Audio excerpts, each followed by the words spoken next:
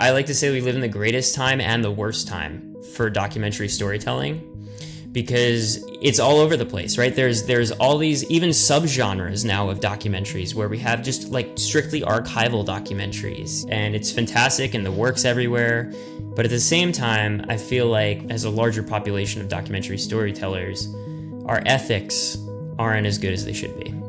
You know, we're not being as honest about our stories. I always say this to subjects that your trust is so much more important than this film that we're making. Like, I will throw the entire thing away and we will have absolutely nothing at the 11th hour. I don't care if you feel heartbroken or if I did anything to like break that trust. Welcome to the Story Breakdown Podcast, where we explore the art and science of documentary storytelling. In this episode, I'm really excited to share a conversation I had with Dave Wurtzel. Dave is an Emmy-award winning filmmaker from Connecticut. He works for the Connecticut Public Broadcasting Network as a visual journalist, crafting short and full-length documentaries. He also works in the film industry as a freelance DP. I found Dave's perspective on storytelling really refreshing, since he comes at it not just as a creative, but also as a journalist. If you are involved in doc filmmaking at any level, I think you're going to glean some valuable insights from what Dave has to say. So without further ado, here's my conversation with Dave Wurtzel.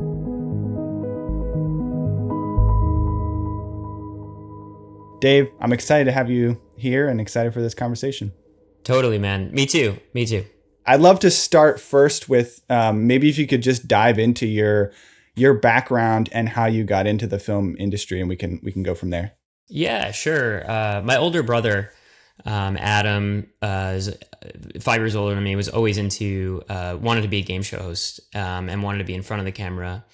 And when we were kids, you know, I'd always be pretending to have a camera and like he'd always be the host guy. And we'd like make up little game shows, like 90s game shows, like Finders Keepers in our house. And always doing like these just imaginary camera moves in my head. But then like nothing ever came. I never, thought of going into that. He had a great experience in college and came out, got a really good job at CBS. And I started playing music, and I played in a band and recorded my band and recorded other local bands. And that's what I wanted to do. I really wanted to be a recording engineer. And I quickly learned that this was in like in and around maybe 2009-ish, 2010. And I quickly learned that if I was going to be a recording engineer and do the whole recording studio thing, that it was going to be a really long, hard process. Like I was going to have to sweep floors for a really long time and work my way up, because recording high quality audio became so accessible at home. You know, what used to cost $50,000 to $100,000 now cost maybe $10,000. And just with that, people started doing it at home, and there wasn't this need for major studios anymore. But what was booming, obviously, was video production. You know, it was the very beginning of the DSLR revolution. And, I saw how much success my brother had in the broadcast industry.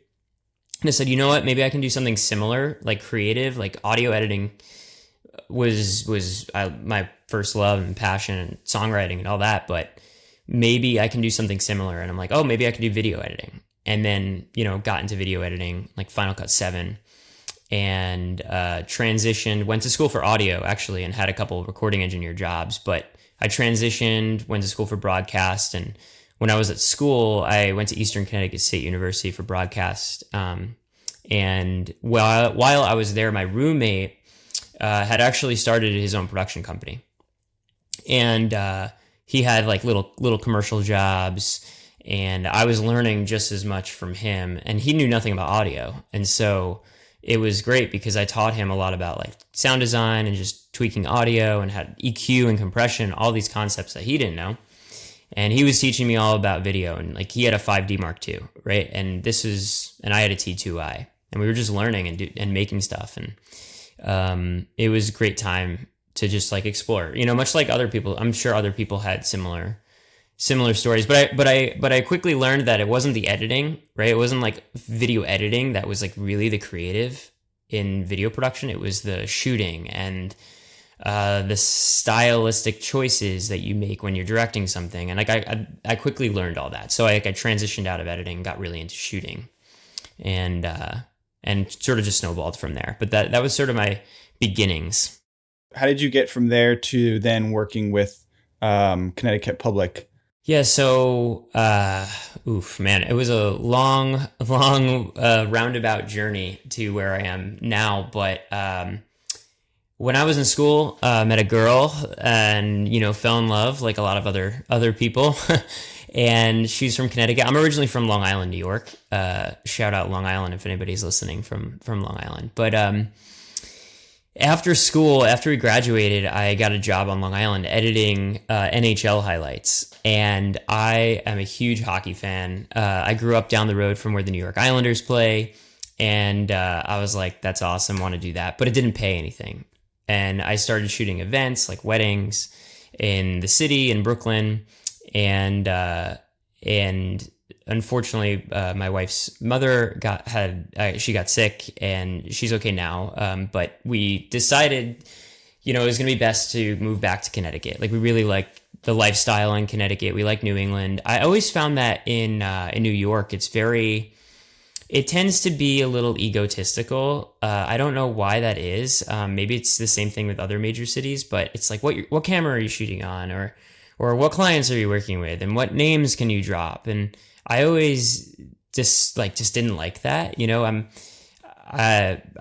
For me, it's much more of who you are as a person and what's your approach to filmmaking and what's your style and your ability to captain a ship. It's not so much your reputation or anything. I mean, reputation helps, but it was a lot of ego. And so we made the decision to move back to Connecticut then. And so I worked for a year and a half at the Fox affiliate. It was the only thing I could find. And the Fox affiliate in Hartford as a sports producer and a video editor. And I would shoot some stories too, but I just couldn't stand that news game. A lot of people in the news world, it's tough, man. Like not just the hours, but the stories that you're working on are highly depressing, and there's not a lot of creative in it, and it takes a huge toll on you as a person, just to be showcasing all of the negativity all of the time. And I just wanted something more. I've always wanted something more, and I was there. My job was 38 hours per week. I was not full time. Right. But what's funny is the company handbook actually stated that if you worked 32 hours a week and that you were doing that steadily, you were supposed to be considered full time. And I brought this up to my supervisor, and he was basically like, look, man, we can forget that we ever had this conversation, or I can go bring this up. And they're just going to bump you down to 31 hours per week. And we're both going to have problems on our hands. And I'm like, I got to get out of this, And luckily, a mutual friend knew of an opening at Connecticut Public, which is the NPR affiliate in Connecticut. And it was in an education department. And it was like, hey, we want you to basically create content and then teach how you make that content to kids from inner city Hartford. They had this contract with Hartford Public Schools at the time. And I found that very fulfilling, like meeting and teaching people about cinematography and video production and putting like nice quality cameras in the hands of kids that would not get that opportunity otherwise, And some of the stuff that I worked on with those kids, got them like full rides to colleges, like student Emmy-award, like all these things that those kids would have not gotten. Unfortunately, the department has like since been dismantled because the longevity of something like that is really difficult, and it lasted, I think, for about 10 or 12 years. But ultimately, what happened was Hartford Public Schools went bankrupt and was a whole thing, and that program got cut as a result of a lot of financial downturn on Hartford Public Schools. But for the time being, like I got that opportunity, and what I found was that it's really rewarding to do that because storytelling and video production, cinematography, all of that is this thing that, a lot of people have to have, not necessarily like a rich parent, but like you need to get that first camera from somewhere, or you need to have the ability to just go out and create your first thing and the freedom to do that. You need actually just like a safe place, a computer, and those are tools that are not very accessible to, these inner city populations. And I think that if you put those tools in those hands of those people, I think some great stories will come out of it. And anyway, it was a great experience. But since then, I've basically been transitioned over as to a visuals journalist, basically just working, full time and shooting docs. And we created this mini series called Mini Docs, this great series called Mini Docs that I'm super proud of. It's basically just character driven stories, man, like these great people that are doing great things. And I think one of the my favorite parts about PBS NPR affiliate that I work for is that journalistic integrity is like highly important. Like what you're seeing in front of the lens is like what is actually there. We're not allowed to ask people to like change their clothes, or if someone washes their hands at this sink normally, but like say there's another sink in the kitchen with like a beautiful window, and it just make for such a better shot. Like obviously like we would just like to ask them to like, hey, can you just wash your hands at the other sink so it like looks way better, get some more angles, nicer light. Like we're not supposed to, we don't do that. It's like, because what we want to tell something honest. And when you're watching it back, you can trust that what you're watching is something real. And I think that's something that gets lost a lot nowadays. Like we live in I like to say we live in the greatest time and the worst time for documentary storytelling, because it's all over the place, right? There's all these even subgenres now of documentaries where we have just like strictly archival documentaries, like the Nat Geo volcano doc. I can't remember what that was called, or a lot. Whatever, we just have all these subgenres of documentaries, and it's fantastic, and the work's everywhere. There's lots of work for people like us, to work with nonprofits, and it's everywhere. It's highly demanded. But at the same time, I feel like we, as a larger population of documentary storytellers, our ethics aren't as good as they should be. We're not being as honest about our stories. And that's something that's really dangerous, especially when, people want to use documentaries to sell things and sell products. And I just think that's a dangerous place to be. I don't know. No, that's really interesting. I'm glad you brought that up, because that was one of the questions that I had of like, being in like you're in a unique position, I feel like, at least in the film industry.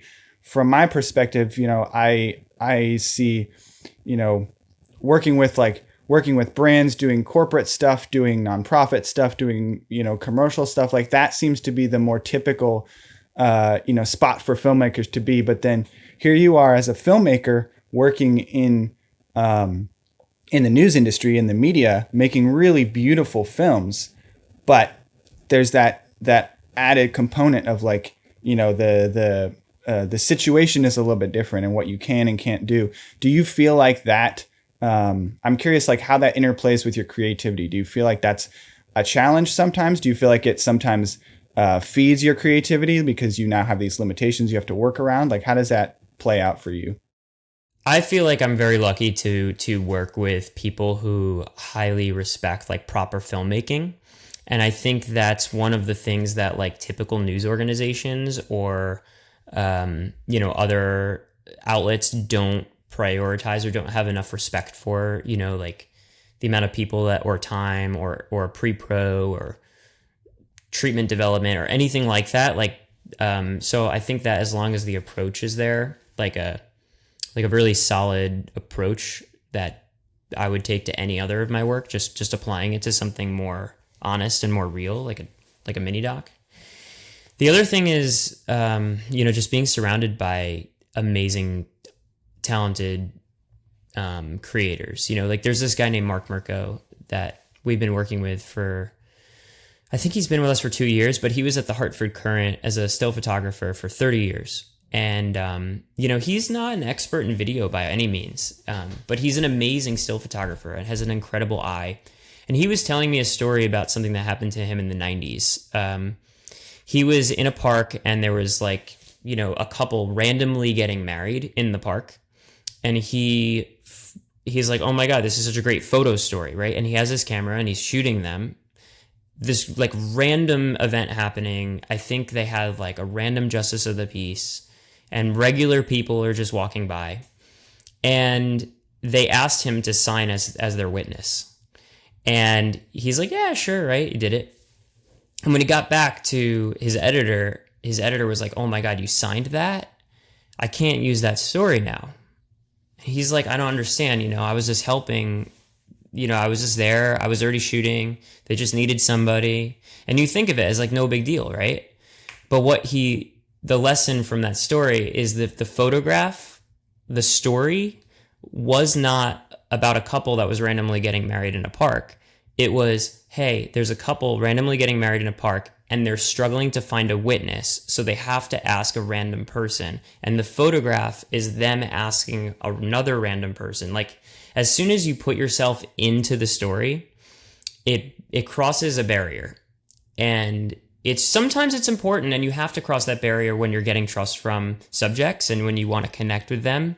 But like when you're in that moment and you're shooting, there's like this barrier that is just a known thing that you're not going to cross. Like I don't want to put myself into the story. I just want to accurately tell your story. And I think too many people today put themselves into the story and are willing to be, like just think about a crazy moment that you filmed. And it's like, if I didn't help, sometimes you got to help, right? If someone is like just broke their leg, like, yeah, you put your camera down, you help them.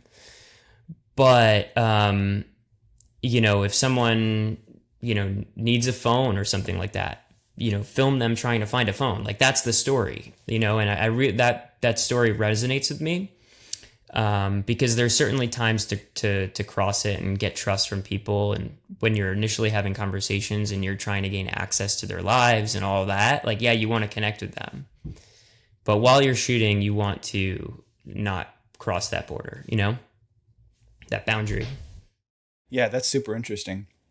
So you mentioned the mini doc kind of ongoing series that you have going on there, which are really, really awesome, really cool stories about really interesting people. And I'm curious what's your process for finding those stories and evaluating? I'm sure you probably have way more stories than you could ever tell. So like, how do you evaluate, oh, this is an interesting story, and what does that process look like? Yeah, well, thank you very much, man. Mini docs is something that came about because we were doing these really interesting, cool one-off videos. Oops, sorry. Mini docs came out because we were doing these really cool one-off videos, but they would just sort of get released and then die. Like they would not have a place to live forever, and they would sort of get lost in the internet. And so to combat that, I'm like, hey, why don't we make this series and just call it mini docs, and it would be all about these characters, and it could be themes of sports or food or whatever. But the theme is that it's character driven pieces, so it has to be about people that are doing something interesting and demystifying something that transcends the human experience.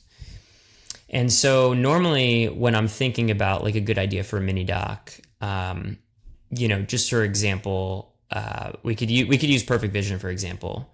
I'm a huge hockey fan, so I've always, wanted to do a hockey story. And someone on our visuals team, by the way, shout out the visuals director is this amazing person named Julianne Veracci. And so, she has sort of given me, all the trust in the world to go out and do my thing. There's still a pitch process. I sit down with her, I talk about, hey, she's still a technical supervisor of the department, but she's very, supportive in a vision. And I'm like, hey, she knows, hey, if I see something I'm excited about, she'll get Dave, go do it. And so, hockey's been one of those things that I've always been, having an eye out for. And someone on our team is like, hey, I found out there's a blind hockey team that plays at this arena, and we should do a story about that. And I think for most people, like, they usually stop right there. They're usually like, hey, let's go do a story about the blind hockey team. And they've actually been covered before. Like, you can look up news packages, like the Hartford Brailers, love the name. They have been covered before. But, like, you have to ask yourself, well, who's on the hockey team? What's the stories of these people? What makes it connect with everybody else in the world? I want to connect emotionally with these people. I want something that transcends the human experience, and what does that mean? And so we went and we hung out with them at a practice, and I play hockey once a week, and so I automatically connected with them, and we met Keith. We met a bunch of great people, and heard amazing stories. Like, their goalie was a war vet who, lost his sight in overseas. And, that's an amazing story. But then we met Keith and Sietska. And Keith and Sietska, boyfriend and girlfriend, and I knew it was so, like, it was literally, you couldn't write a story better than this, because, one of them sees only peripheral and one of them sees like only tunnel vision. So, like, they say that together they have perfect vision, as a joke. And they're very, very, like, lighthearted about it too. Even like making jokes, like, what are you, blind, ref? Things like that. And they just laugh it up. But yeah, I said, you know what? They are two people that have everything. They're normal people that are living with a disability, right? So, and they don't let that disability disable their lives is like the key, is the key line for me. They have a companion, they have a hobby, they both work, they have careers. They're not letting what they have, get them down. And that's the story. Oh, and by the way, they play blind ice hockey, and that's like such a great hook. And, but that's not the story, right? Like, yeah, I was so sucked. Everyone's so sucked in by the blind ice hockey component. And then when they meet Keith and Sietska and realize these are two people that, you can connect with on another level, it makes for a great film. And so the greatest part about Keith and Sietska is they just didn't care about when I was filming with them, right? Like, they couldn't see me. So, like, you can get as close as you want. Normally it's a little barrier, like when you're getting in someone's personal space with a camera, you know what I'm saying? They just didn't care though. I can't see you, so, like, just do whatever you got to do. And that was one great thing. But yeah, I loved getting to tell that story. And then, from a cinematography standpoint, it was, one of the things that they mentioned to me very early on in conversations was that when they lose their sight, they feel like this, like feeling stuck. They feel like they lose their freedom. You feel like everything's taken away from you. You can't drive anywhere. It's really hard to live your life and adjust to that. And so I really wanted everything off of the ice to be on tripod and not move, right? Like, there's a couple of handheld shots in there, like of him packing his hockey bag and whatnot. But most of the stuff that's either in their house or, just them, anything off the ice, I wanted to feel like a little bit more darker, dimmer, just like if they're stuck, so is the camera, and I'm typically not really that way. Like, I love stylistically, like, really good handheld shooting. And, so that was one thing that was like just a rule for me though. It's like, hey, that's the story. That's what we're doing. And then when you get on the ice, it's a little bit wider and camera's moving a lot, faster cuts, because it's a sense of freedom for them. So, like, it should be a sense of freedom cinematically for the viewer as well when we get there. But yeah, I really love that piece, man. I do. And I love Keith and Sietska. I still talk to him. Yeah. When I was watching that, the thing that stood out to me was how you really present them as people. And yes, they have this disability, but they're not defined by their disability. Like that was so clear that we were learning about them as people who happen to play hockey, happen to have this disability. And so, yeah, it's really that human-centered storytelling that I feel like comes across so strongly in all of your films, but that one particularly, it stood out to me. And I'm curious, when you're working with people, it sounds like Keith and Sietske were maybe really easy to work with, but what is the difference in your mind and in the way that you work between like making someone feel like comfortable and listened to versus like feeling maybe exploited or a little bit too, like if like maybe they start to draw back because they feel like they're just being watched or something, like that difference, like what makes that difference to you and how do you navigate that with all the different subjects and people that you come across? Yeah, that's difficult, man. Like it's all about trust, right? Like they need to trust you wholeheartedly. And that doesn't happen overnight, like that takes multiple conversations, like going and hanging out at their hockey practice, like talking about what you're thinking, letting them in on the process. Like, here's what I'm thinking about doing storytelling wise. Like, it's not, I want it to be about you guys and show how you're living and show how it, because I feel that's so amazing, and I feel like other people will connect with that. And if they see that, it'll help them. And, people always have a mission. Like, people always have something that they want to, they want the film or the piece to do, like for Keith and Sietske, they're trying to grow the game of blind ice hockey. That's one of their things that they find it really difficult, right? Like, people come from Maine and upstate New York to play on this team because there's no other teams, in Maine or upstate New York. There's a couple other teams around, but that's it. And so they're trying to grow the game. And so for me, I'm like, hey, if I can have a little hand in that, if this piece can help do that in some way, shape, or form, then, that's great. And so that gets buy-in from them. Like, yeah, you know what, you're right. Like, I do think that, right? The other thing is, like, if that trust is ever broken, I always say this to subjects, that your trust is so much more important than this film that we're making. Like, I will throw the entire thing away and we will have absolutely nothing at the 11th hour. I don't care if you feel heartbroken or if I did anything to break that trust.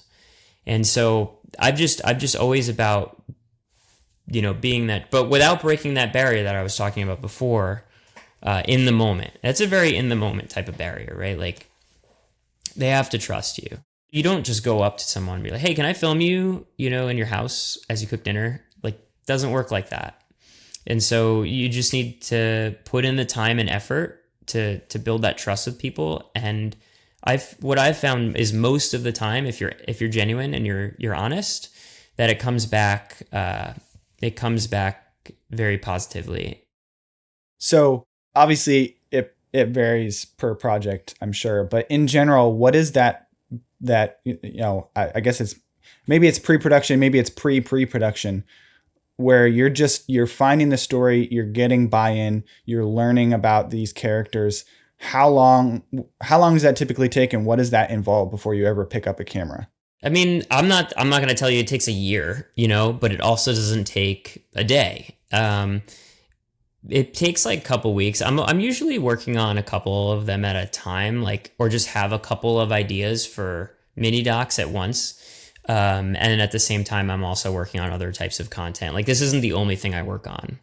And so, but it's definitely my favorite, and it's my baby. So I take good care of it. But to answer your question, I'll usually put a little treatment together, of how I see the film on paper, with reference images and, perhaps like a temporary name for the film, just so I can show somebody in a tangible visual, other than just by talking about it. Like, hey, this is what I think this is, pull references from other stuff. And, this is what I feel like I see in my mind. This is who the characters are. We have the access. It's going to take, however many shoot days. Most of the time I'm like, there are like maybe 5 or 6 shoot days. It's nothing crazy. It's not like, we're embedded for a month. I'm pretty big on not shooting coverage. Like I hate the idea of coverage. There's just like the right shot and the right scene. So like, when we were filming Keith and Sietska eating dinner, there's like maybe like 4 or 5 shots of them cooking. And I knew like exactly which shots, we wanted. And yeah, so I'll usually clock it. Like, have you ever heard of the story clock? Who is it? I think it's Seth Worley. He's like a YouTuber dude. He has this thing called the story clock circle, where it basically says that any good film is symmetrical in the actual like runtime.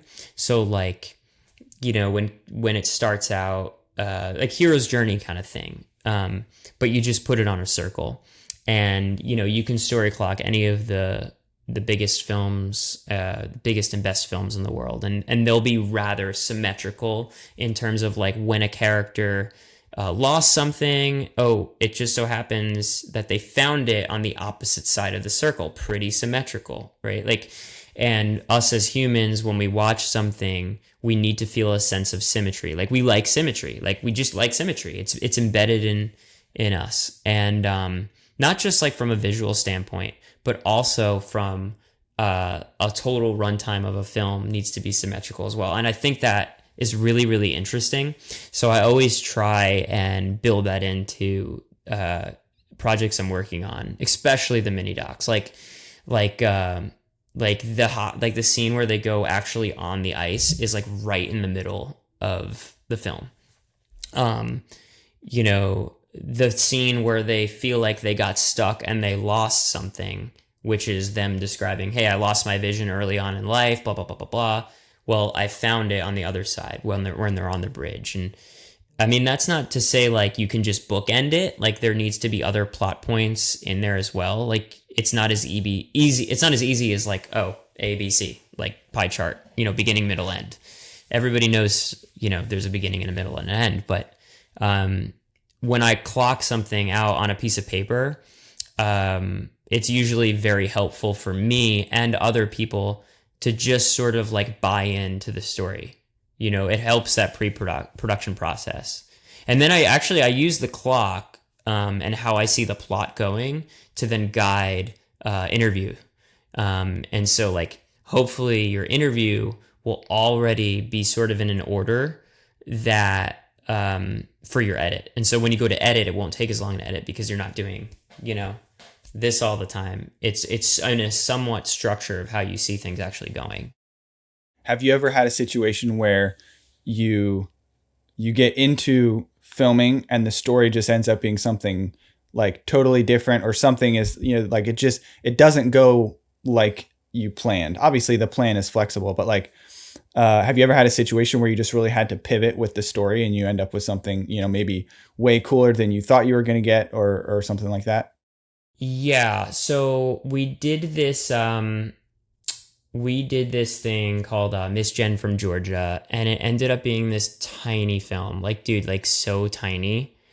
And it ended up being like one of the biggest things I've ever done. Like, have you ever had that happen to you where you film for like maybe an hour, and this is the thing that now like defines like the next year of your life? That's what this was. And so I was very, very disappointed in this film. It wasn't that like, we went there and something different happened than we expected, but we ended up just like not getting the access that we wanted. But it ended up being like one of the greatest things ever for the film. So let me explain. So this lady named, she goes by Miss Geneva, or Miss Jen, but her name's Geneva Inette. And she is this 91-year-old lady from Georgia. And when she was young, she worked on President Carter's peanut farm. And she has this like incredible story about how when she was a kid, she witnessed the KKK ride on horses onto the farm And then a very young Jimmy Carter, he would have been like 15 years old or 16 years old at the time, came out and basically like waved them off. Like, he got them to go away somehow, and he protected all of the peanut workers, including these young kids who's Geneva at the time. And like doing our due diligence, like we fact check her story. There's like a national park there now in Georgia. And I call them, tell them the story. They're like, yeah, we've never heard of that before. I don't think it happened, And so like we go back, we met her through this like listening event in the community. She came out to some community like event and she told the story and we're like, oh my God, we have to like go and tell that. So we go back and we talk to her again and ask her, hey, was it Jimmy? And she's kind of 91 years old. Like, she's not like senile, but she's like a 91-year-old woman. Like, how do we know she's not like forgetting that it's maybe something else happened? She's like, nope, it was fucking Jimmy. That's what she says. And I said, okay, that's great. So we have this amazing story. Well, Miss Jen, she takes the bus every day. Her daughter takes care of her. She takes the bus to the senior center every day, and she just sort of like sits and colors and watches The Price is Right. Like this like gem of a woman with all these stories, And I really wanted to like be with her on the bus, and I wanted to be with her like while her daughter is taking care of her, because I saw this story as this like generational type of story, like with a mother and a daughter, and how she's like kind of passing on, a lot of stories like this like go on by generation, and then that becomes almost like legend and myth, like my mother did this, and that's how I saw this story. But we just didn't get the access. Like, she didn't want to do it. But we had already filmed an interview with her. We had filmed B-roll with her. I hate the term B-roll too. B-roll coverage, all that. We filmed her with her friends at the senior center. And we had some of these amazing photographs, these archival photographs. And so what ended up happening was we cut together the interview and, put it together. It's like a 3.5 minute piece. But all of the compliments on this film, dude, are for its simplicity. Everyone's like, I loved how simple it was. Like, the only time like we see her is at the senior center. And I love that, because when you go and visit with her now, if you were to just visit with her today, that's the experience that you get. And her telling the story on camera is like, it's great. And that is like one of the ones that I did not do the interview for. There was a reporter who actually like was the original person who met her. And so they thought it was important for her to like continue the conversation that she was already having. And so, we shoot on like the Nikon Z9s. And so we were able to like just throw it in 8K, like get everybody out of the room, like tether an HDMI cable to like an adjacent room, like watch it from there, throw it in autofocus. Like, the autofocus is fantastic. And it's really like just that one-on-one conversation with nobody else in a room. And, I got really lucky in terms of like how her interview is like layered. Like lighting wise, like background and foreground has like opposite key and fill kind of thing. And everything about that was like super lucky. Like, there was a White House press photographer that found it on Instagram, and like invited me to like a White House press photography event in Boston, which was awesome. And she's like telling everybody there about, hey, this is Dave and this is his film. You should go check it out. And like, it was very funny, because I was so disappointed when we were about to drop that film. I'm like, doesn't feel right. Like, nobody is going to like this. Like, we just did a couple really good ones. Like, now that you do a couple good ones, right? Everyone has to be, you feel the pressure to keep everything at that level, even though, everything doesn't have to be the best. But I was feeling so disappointed and like depressed about like sharing this thing out there, and everybody just loved it. So yeah, that was kind of an unexpected production thing that like just came out, so much better than I expected it to be, because I couldn't see it. I couldn't see it. I was so I saw the film one way, which has taught me the lesson of like, hey, it's okay, if it plays differently. That's super cool. And I think it's a good reminder that like, I certainly feel this as a creative person, is you kind of want to put your stamp or your signature on the thing that you're making. You want to make it like, you want to add something to the story. And that's a hard line to walk sometimes as a documentary filmmaker, because you are a channel for the story. You're not necessarily trying to add something to it as much as you are trying to, really focus the story and show the things that are going to convey that story the most clearly. Right, exactly. Like it's about showing these people for who they are as characters. And, we see scenes as, oh, this person walks in, they do this, it cuts to the shot. And you as you're shooting it, you're kind of building that in your head, that visual sequence, and you're almost editing in your head. And sometimes you have to take a step back and be like, who is this person? And how do they walk into the room? Why do they walk into the room that way? Are they walking with a limp? Like, are they, Keith and Sietska, they walk with a cane. So like they walk with a cane, like they feel stuck. Maybe the camera doesn't move because they feel stuck. Like it's not always about, how we see it. You have to say, what is the character and how can we visually tell that visual. That's what visual storytelling is, man. But for me, it's really important to not put my personal stamp on something. Like my thing, like my,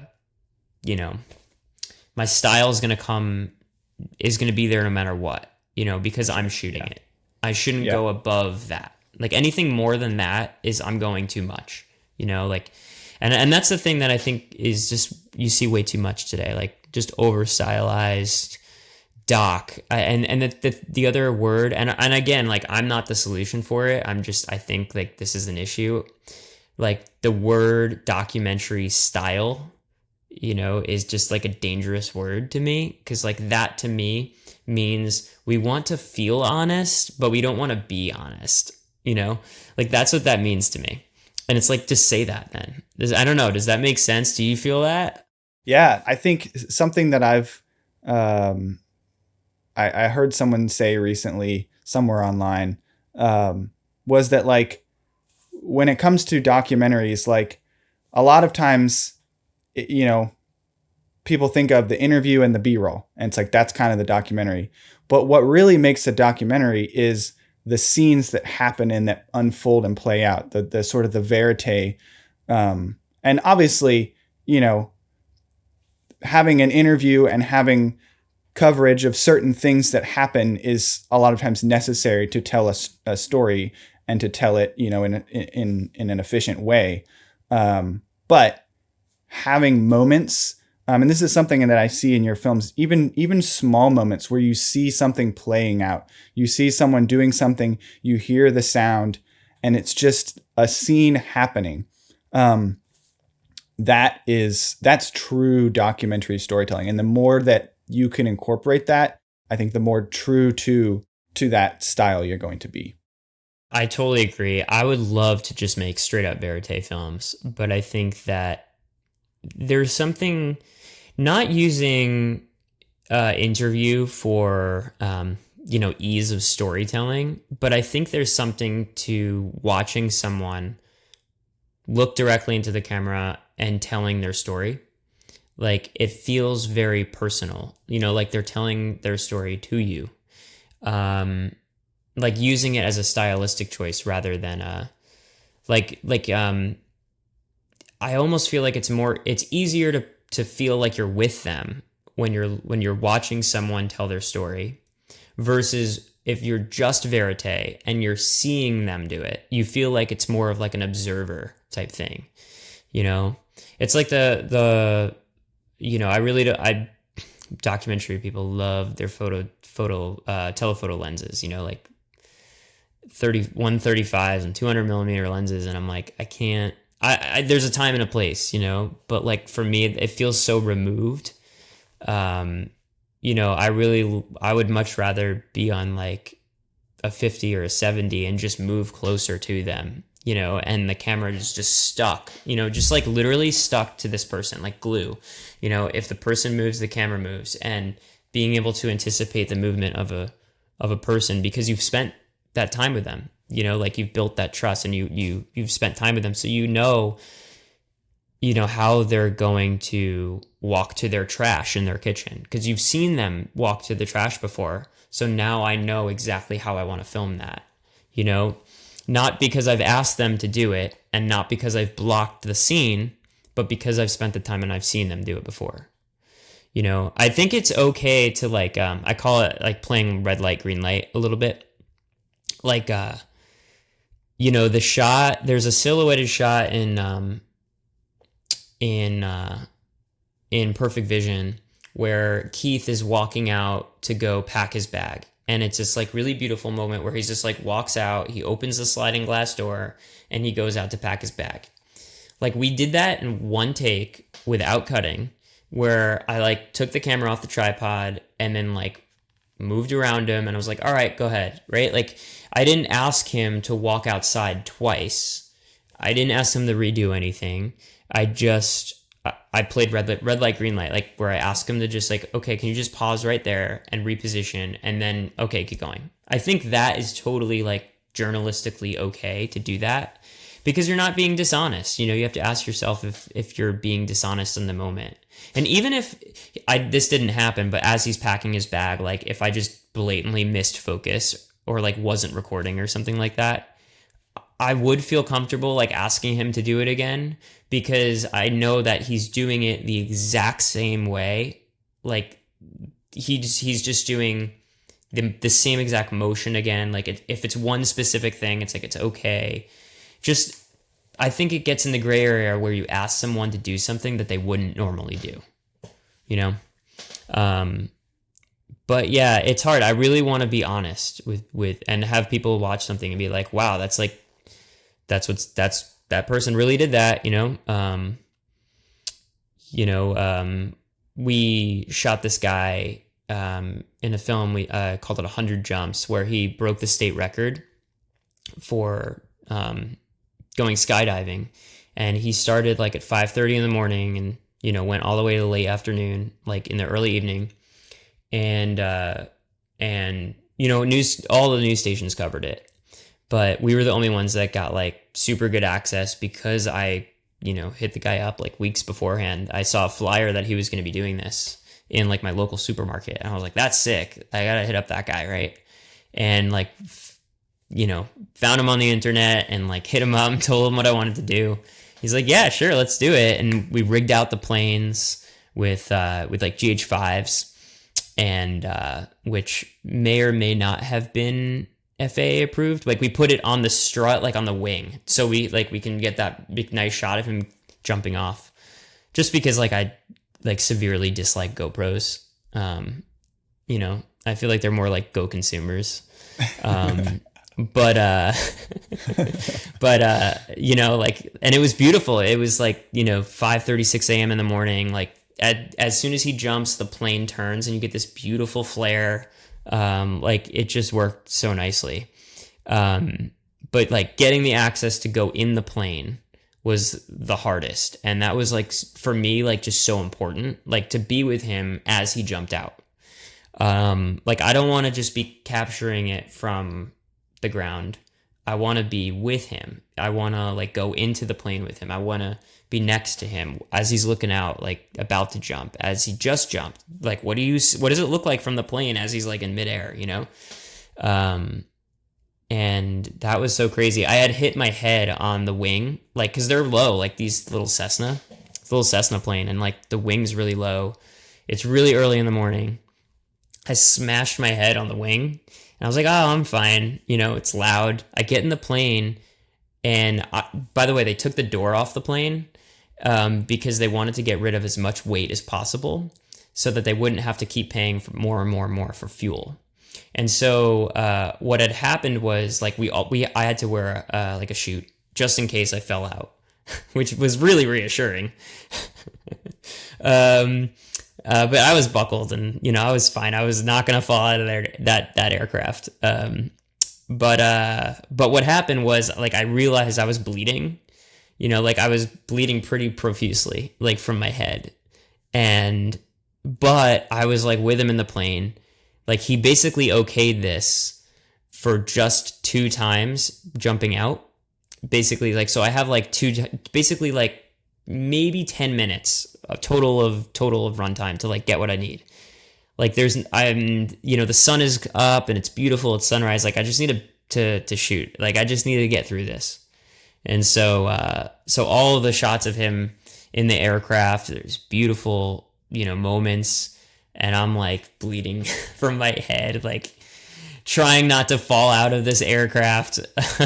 That when we eventually, at the end of the day, they're like, yeah, this is the one that had the crash last year too. And I was like, oh my God, like, why did I do that? But yeah, you just got to be with people, like, while they're doing their things, and then you'll get great stuff. If you're on the wings, or if you're trying to be too far removed, like, you're not just going to be not able to tell their story visually. You're not going to be able to connect with them enough to know how to put together the piece and to capture them as a character, Yeah. Man, this has been such a cool conversation. Something that I have noticed about you through this conversation, and I think it's probably part of what makes you such a good doc storyteller, is that you are really interested in people, and you notice things about people, and you ask questions. And I think that's such an important quality to have, just that curiosity and like genuine interest in people.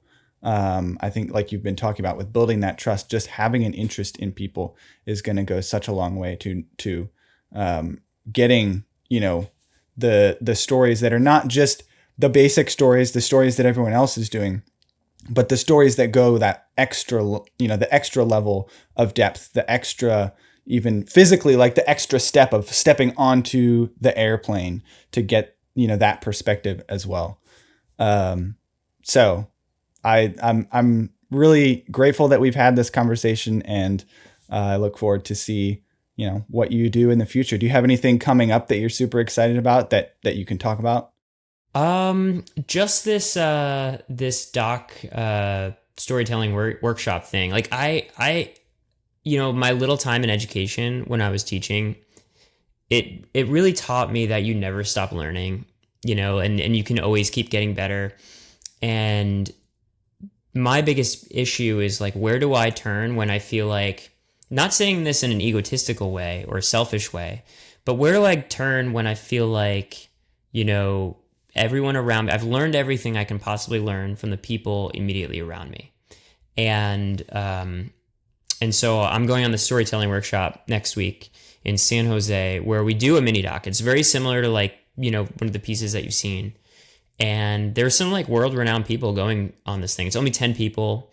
And it's this guy, Brian Storm. He's very, very nice. Been in the game for like 30 years teaching storytelling. And some of the alumni from this workshop is, like, world-renowned photographers, photojournalists, video production people. And, I'm just really interested, not so much to learn, like, how to frame a shot. Like, I think I know what I'm going to know about that. But the approach to story, I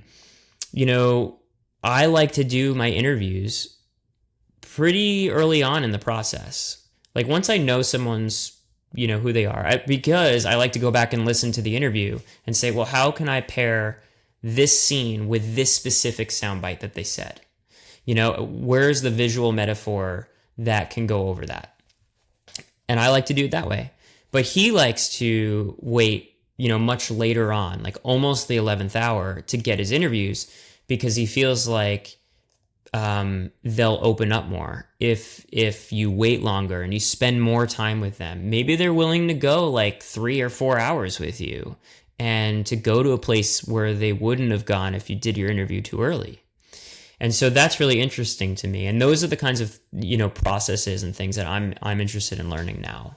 And so hopefully I'll have a lot of little nuggets like that I'll hit you up and let you know. But yeah, that's awesome. I'm just excited I'm excited to keep growing and keep doing keep telling amazing stories. And I am genuinely interested, in the human condition and why we do what we do, and why do we feel so connected to other people that we don't even know, and why do we watch something and get moved by it? Why can we watch a short video and want to give our money away to an organization that does great? Like, it's so crazy to me that we're wired like that. And so to keep making things and to keep testing that is interesting to me. So I really appreciate you having me, and this has been an awesome conversation, man. Hey, thanks for listening to the Story Breakdown. If you enjoyed this episode, I'd love for you to leave a review. Let me know what you think. Or if you're on YouTube, drop a comment and let me know what you enjoyed or what you'd like to see more of. I'll see you next time.